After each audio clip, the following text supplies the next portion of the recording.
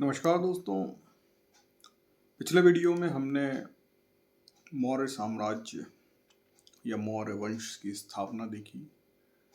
चाणक्य और चंद्रगुप्त के माध्यम से भारत के प्रथम ऐतिहासिक साम्राज्य या वंश की स्थापना के बारे में जाना। चंद्रगुप्त के पश्चात हम उसके पुत्र बिंदुसार के महत्वपूर्ण तत्वों पर चर्चा करते हैं।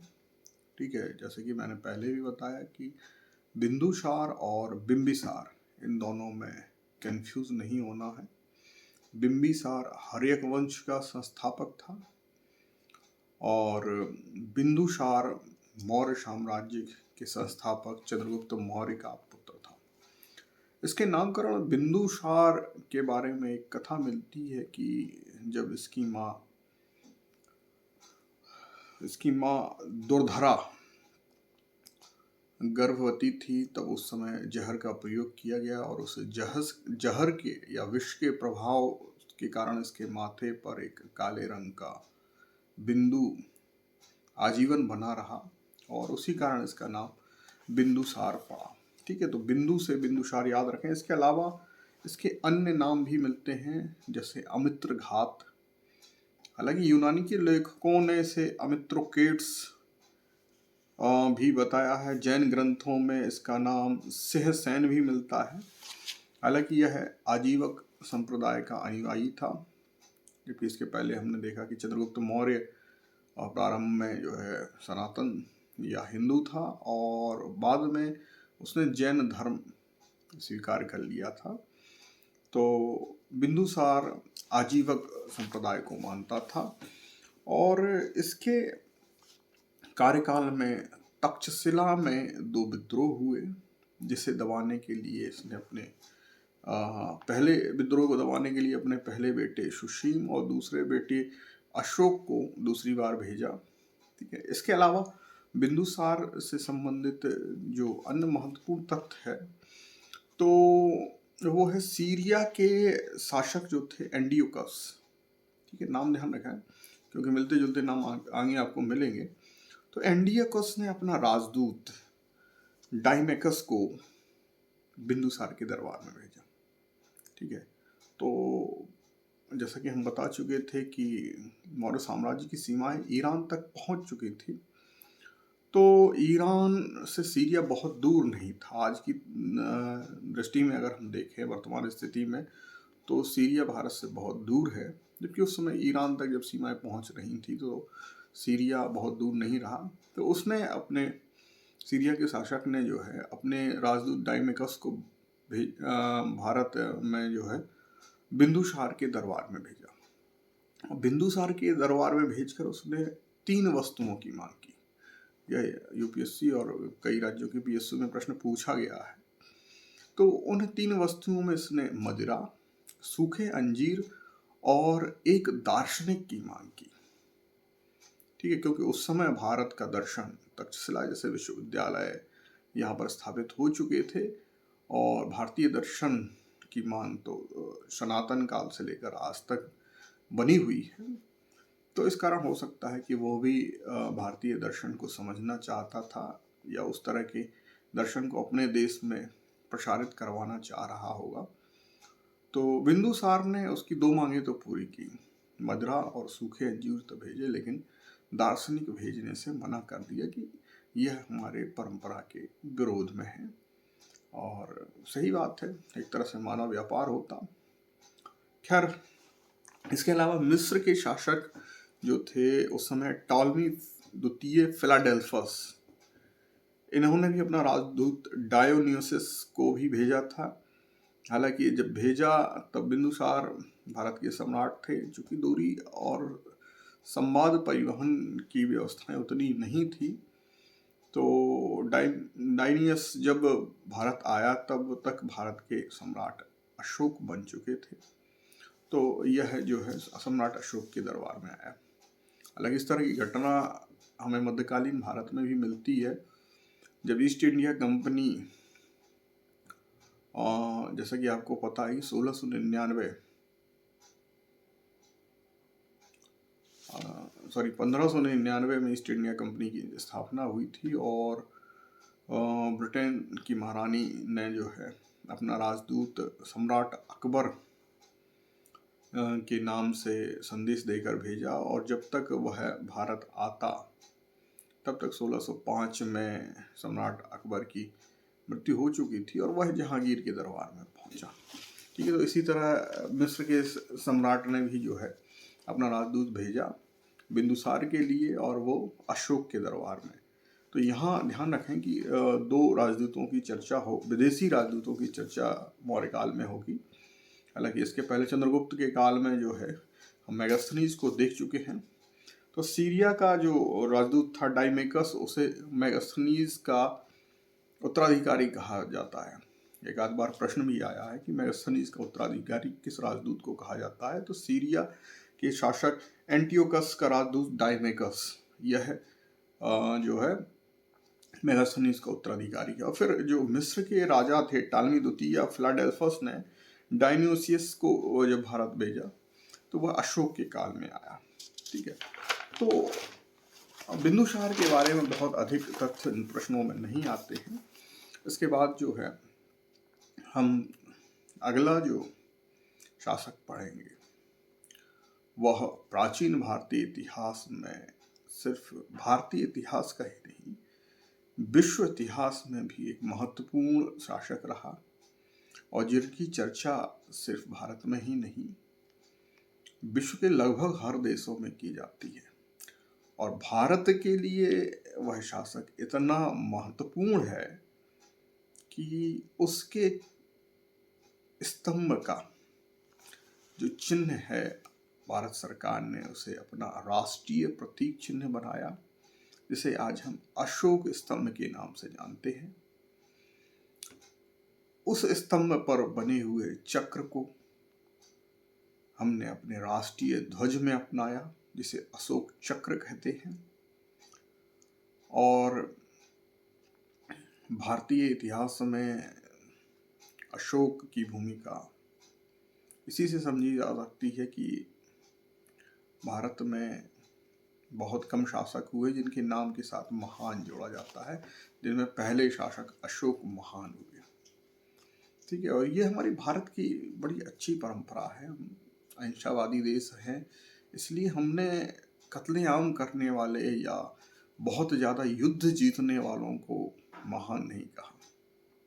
हमने महान कहा एक ऐसे शासक को जिसने अपनी अहिंसावादी नीतियों से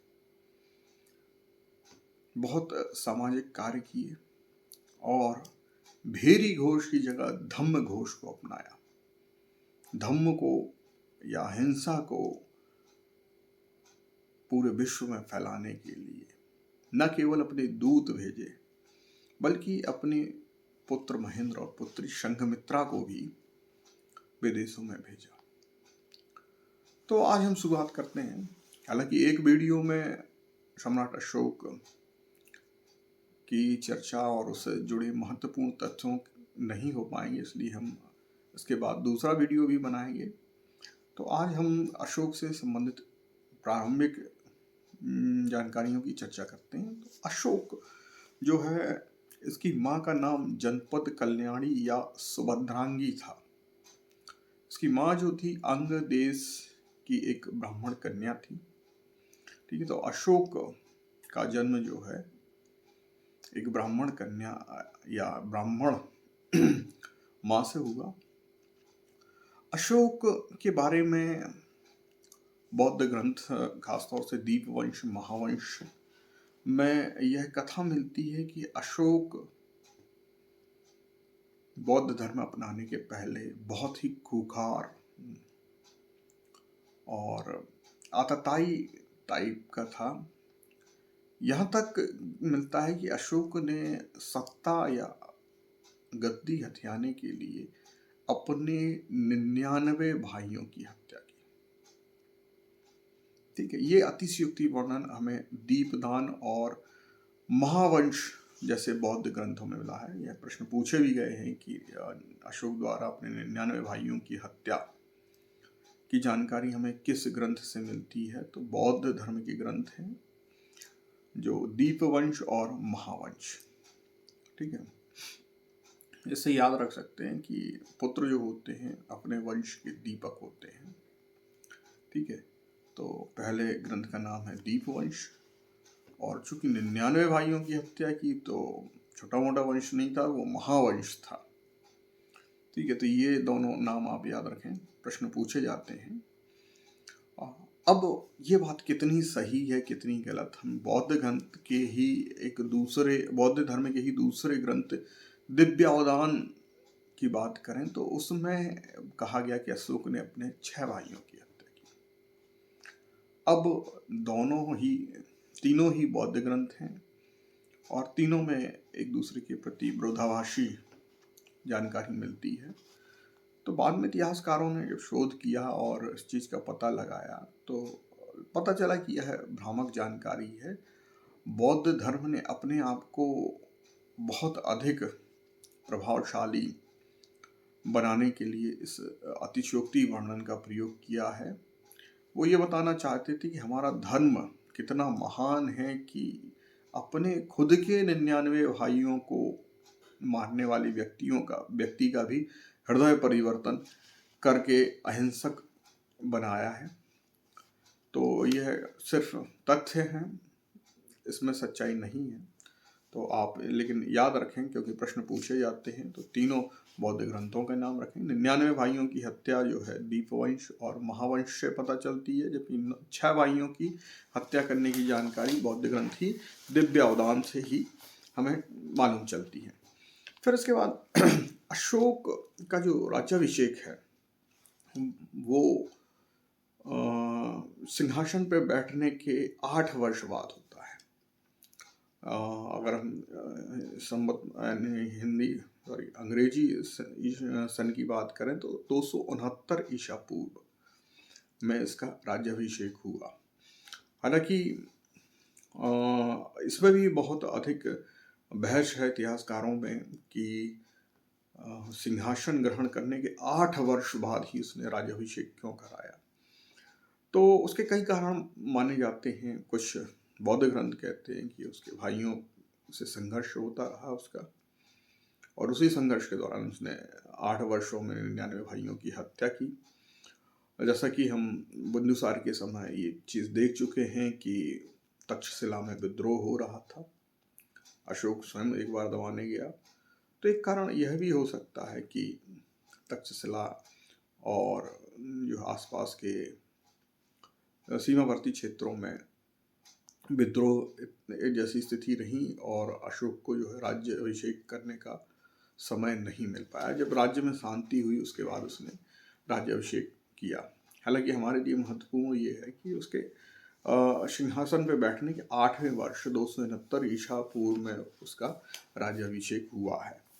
फिर अगर हम उसकी बात करें पत्नियों की, तो अशोक की कई पत्नियां थी, उस समय की परंपरा थी, और इसकी पहली पत्नी थी महादेवी। महादेवी चूँकि अशोक जो है अपने पिता के समय अवंतिका का गवर्नर था या राज्यपाल था। अवंतिका वर्तमान मध्य प्रदेश, जैसा महाजनपद में हमने पढ़ा ही है। अवंतिका की 2 राजधानियाँ थी, उज्जैनी और महिष्मती। तो अवंतिका का वो राज्यपाल था और अवंतिका के क्षेत्र के अंतर्गत ही विदिशा नामक स्थान आता था। वर्तमान में भी यह एक जिला मुख्यालय है और यहाँ के ही एक बड़े सेठ थे महादेव, उनकी पुत्री महादेवी से इसका प्रथम विवाह हुआ। ठीक है, बाद में इसी क्षेत्र में जो है विदिशा से 8 किलोमीटर की दूरी पर स्थित एक पहाड़ी पर अशोक ने जो है सांची का विश्व प्रसिद्ध स्तूप का निर्माण भी कराया। तो हो सकता है बौद्ध धर्म अपनाने के बाद राजा साहब जब अपनी ससुराल गए होंगे तो उन्हें वह स्थान पसंद आया। हो सकता है विवाह के पूर्व या राज्यपाल रहते हुए वो अपनी भावी पत्नी से वहाँ मिलने भी जाते रहे हों। जैसा भी हो, खैर हमें इतना ध्यान रखना है, पहली पत्नी का नाम महादेवी था जो विदिशा के एक श्रेष्ठी महादेव की पुत्री थी। इसके अलावा अन्य पत्नियों में अशंघमित्रा, रानी कारुबाकी, काफ़ी प्रसिद्ध रानी रही रानी कारुबाकी, और पद्मावती और तिष्यरक्षिता। ठीक है, तो इनके नाम मिलते हैं। ठीक है। अभी शाहरुख खान और करीना कपूर की एक फिल्म आई थी अशोका, उसमें इसकी एक पत्नी का प्रेम प्रसंग दिखाया गया और उस फिल्म की शूटिंग मध्य प्रदेश के ही भेड़ाघाट में हुई। फिर इसके बाद अगर हम पुत्र पुत्रियों की बात करें तो अशोक के पुत्र थे महेंद्र। महेंद्र को श्रीलंका भेजा गया था। जालोद, तीवर और कुणाल, ठीक है। इसके अलावा दो पुत्रियों के भी नाम मिलते हैं, चारुमती और संघमित्रा। तो महेंद्र के साथ संघमित्रा भी धम्म विजय के लिए गई थी, ठीक है। तो उसने अपने पुत्र पुत्रियों को भी धम्म विजय के लिए या धम्म के प्रचार के लिए भेजा। फिर कलिंग आक्रमण अशोक के जीवन की सबसे महत्वपूर्ण घटना रही। सबसे महत्वपूर्ण घटना इसलिए नहीं रही कि उसने कलिंग पर विजय की, ठीक है। सबसे महत्वपूर्ण इसलिए रही कि इस युद्ध ने अशोक के जीवन को पूरी तरह बदल दिया। इस युद्ध में लाखों लोग मारे गए थे और कहा जाता है कि लाखों लोगों की मृत्यु देखकर, उनके शव देखकर, वहां बहे रक्त को देखकर अचानक से अशोक को विरक्ति हुई और अशोक ने अहिंसा का मार्ग अपनाया और एक बौद्ध भिक्षु उपगुप्त से बौद्ध धर्म की दीक्षा ली। और इसके बाद अशोक ने घोषणा की कि अब भेरी घोष की जगह धम्म घोष होगा। भेरी मतलब युद्ध के समय, युद्ध का जब ऐलान किया जाता है, घोषणा की जाती है या लड़ने के लिए तत्पर होती, तो भेरियां, रणभेरियां बजती थी, दुंदुभी बजती थी, जैसे बुंदेलखंडी में रमतूला भी कहते हैं। युद्ध के वाद्य यंत्र है। नगाड़े जो बजाए जाते थे ये युद्ध के समय बजाए जाते थे। तो भेरी घोष की जगह धम्म घोष की गई कि अब उसकी सेना, उसका राज्य, उसका प्रशासन, उसके मंत्री सभी जो है अब युद्ध के लिए काम नहीं करेंगे, अब धम्म के लिए काम करेंगे, ठीक है। तो कलिंग युद्ध जो है इसके राज्य अभिषेक के 8वें वर्ष में हुआ, ठीक है। 8वें वर्ष में जो है यानी 261 ईसा पूर्व में। और इस युद्ध के बाद उसने युद्ध या साम्राज्य विस्तार की नीति को त्याग दिया। अब जो सबसे ज्यादा प्रश्न अशोक से पूछे जाते हैं वो अशोक के शिलालेखों के से पूछे जाते हैं। तो इसमें 3 तरह के शिलालेख मिले हैं: शिलालेख, स्तंभ लेख और गुफालेख। इन तीनों को अगर हम समझें तो हालांकि तीनों ही शिलालेख हैं, क्योंकि पत्थरों पर लिखे गए, चट्टानों पर लिखे गए, इसलिए इनको शिलालेख कहा गया। लेकिन तीनों में अंतर क्या है? तो सामान्य नगरों या गांवों या सीमाओं के किनारे सामान्य शिलाओं पर जो लेख उत्कीर्ण करा गए वो शिलालेख हुए। ये भी 2 तरह के हैं, लघु शिलालेख और बृहद शिलालेख, ठीक है। तो लघु और बृहद में भी अंतर है, जैसे एक वीडियो में मैंने पहले भी चर्चा की है। लघु शिलालेख का अर्थ बिल्कुल नहीं है कि वह छोटा सा है या कम शब्दों का है या कम जगह में लिखा गया है, और बृहद का बिल्कुल भी अर्थ ये नहीं है कि बहुत बड़े शब्दों में लिखा गया है, बड़ी जगह पे लिखा गया है, बहुत अधिक शब्द हैं।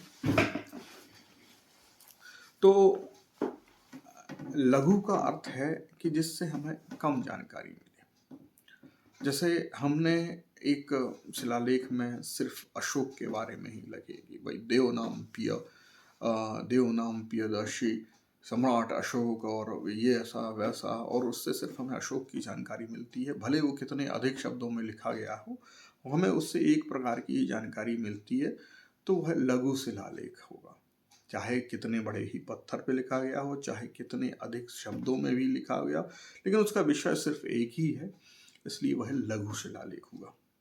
वहीं दूसरी तरफ भले कम शब्दों में लिखा गया हो, कम स्थान पर या कम बड़ी छोटी चट्टान पर लिखा गया हो, लेकिन उसमें कई अधिक विषयों का, जिसमें अशोक के प्रशासन की बात हो, अशोक के धम्म की बात हो, अशोक की नीतियों की बात हो, तत्कालीन प्रजा की जानकारी हो। इस तरह की कई तरह की जानकारियाँ हमें एक ही शिलालेख में मिले, भले उनके लिए हर जानकारी के लिए हमें जो है 4-6 शब्द ही मिले, तो एक से अधिक जानकारियाँ मिल रही हैं, इसलिए बृहद शिलालेख होंगे। ठीक है, तो इस चीज़ से आप बिल्कुल कंफ्यूज ना हो, लघु शिलालेख और बृहद शिलालेख। अब उम्मीद है कि आपको ये चीज़ स्पष्ट समझ में आ गई होगी। स्तंभ लेख की बात करें तो ऊंचे लाट या खंभे जो होते थे, उन खंभों पर अशोक ने जो है अपने लेख उत्कीर्ण कराए, उन्हें स्तंभ लेख कहा है। और ये बड़े खूबसूरत स्तंभ होते थे, पॉलिशदार होते थे, इतने अच्छी पॉलिश की गई इन पे कि आज भी ये चमकदार हैं, इनकी चमक बरकरार है। मतलब लगभग 2000 साल बाद भी देखने से ऐसे लगते हैं कि अभी कुछ दिनों पहले ही इन्हें पॉलिश किया गया हो। इसके अलावा उन खंभों के शीर्ष पर बहुत सुंदर नक्काशी की गई, और सामान्यतः प्रत्येक स्तंभ के शीर्ष पर पशुओं का अंकन किया गया। किसी में बैल का अंकन है, किसी में सिंह का है। तो इसी तरह देखें तो 4 सिंह वाले स्तंभ को हमारा राष्ट्रीय प्रतीक चिन्ह भी माना गया है, और अलग अलग जगह पर इनकी स्थापना की। इसके अलावा गुफाओं पर लिखे गए लेखों को गुफा लेख कहे गए। ठीक है, फिर हम देखें कि सबसे बड़ी समस्या ये रही कि अशोक ने अलग अलग लिपियों में इन लेखों को लिखवाया। हालांकि साम्राज्य बहुत बड़ा था, तो जहाँ जो जो लिपि लोग समझते हों वहाँ लिखाया गया। हालांकि प्रश्न आता है कि अशोक के लेख जो है किन किन लिपियों में लिखाए गए। तो यहाँ एक चीज़ याद रखेंगे, जो है मूलतः या अधिकांशतः अशोक के लेख जो हैं ब्राह्मी लिपि में ही मिले हैं। ठीक है, ये बात ध्यान रखें कि अधिकांश लेख या अशोक के लेखों की लिपि ब्राह्मी ही है। इसके अलावा कुछ अभिलेख खरोष्टी, ग्रीक और अरमाइक लिपि में लिखे गए। यह कन्फ्यूजन इसलिए होती है कि अक्सर जब विद्यार्थी पढ़ने जाते हैं तो पढ़ते हैं कि अशोक के अभिलेख 4 लिपियों में मिले हैं, ब्राह्मी, खरोष्टी, ग्रीक, अरमाइक, है ना। तो ये बात सही है, लेकिन याद रखने के लिए जो ग्रीक, अरमाइक और खरोष्टी लिपि के अभिलेख मिले हैं वो कुछ ही मिले हैं, एक एक दो दो ही मिले हैं, वो भी पश्चिम उत्तर प्रांत, सीमा प्रांत की सीमाओं पर। बाकी सभी अभिलेख ब्राह्मी लिपि में है। ठीक है, तो यहाँ बिल्कुल कंफ्यूज ना हो। अगर पूछा जाता है कि अशोक के अभिलेखों की मूल लिपि क्या है, तो ब्राह्मी है। अपवाद स्वरूप खरोष्टी, ग्रीक और अरमाइक में उसके लेख मिले हैं। ठीक है, अब ये बात आपको स्पष्ट हो गई होगी। अच्छा, ये 18 मतलब ये बहुत समय तक जो है लेख पढ़े ही नहीं जा सके। यहाँ तक कि जब दिल्ली टोपरा और दिल्ली मथुरा अभिलेख दिल्ली लाए गए, फिरोज शाह तुगलक ने इन्हें पढ़वाने की कोशिश की, तो उसके दरबारियों ने जब पढ़ नहीं पाया तो कहा कि यहाँ पर जो है सुल्तान की प्रशंसा लिखी गई है। सुल्तान की प्रशंसा कि भाई मुझसे पहले ये अलग सी भाषा में मेरी प्रशंसा लिखी गई, हो सकता है कि भाई स्वर्ग से अल्लाह ने या फिर किसी ने मेरी प्रशंसा लिख के दे दी है। तो देखेंगे लेखों पर चर्चा करने के पहले एक चीज़ और देख लें कि अशोक का साम्राज्य विस्तार काफ़ी लंबा था। अफगानिस्तान तक सीमा लगी हुई थी, यहाँ कलिंग की विजय भी हुई, और कश्मीर में भी अशोक के बारे में जानकारी मिलती है। यहाँ तक कि कल्हड़ की राज तरंगणी, ठीक है, कश्मीर के बारे में यह पुस्तक लिखी गई है 8वीं सदी में। इसमें जानकारी मिलती है कि सम्राट अशोक ने बितस्ता यानी वर्तमान झेलम नदी के किनारे श्रीनगर की स्थापना की थी। ठीक है, श्रीनगर आज जम्मू और कश्मीर की राजधानी है।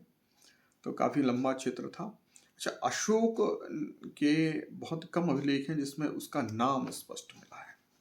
ठीक है, सबसे पहले मास्की और गुजर्रा, 2 अभिलेखों में जो है अशोक का नाम अशोक मिला है।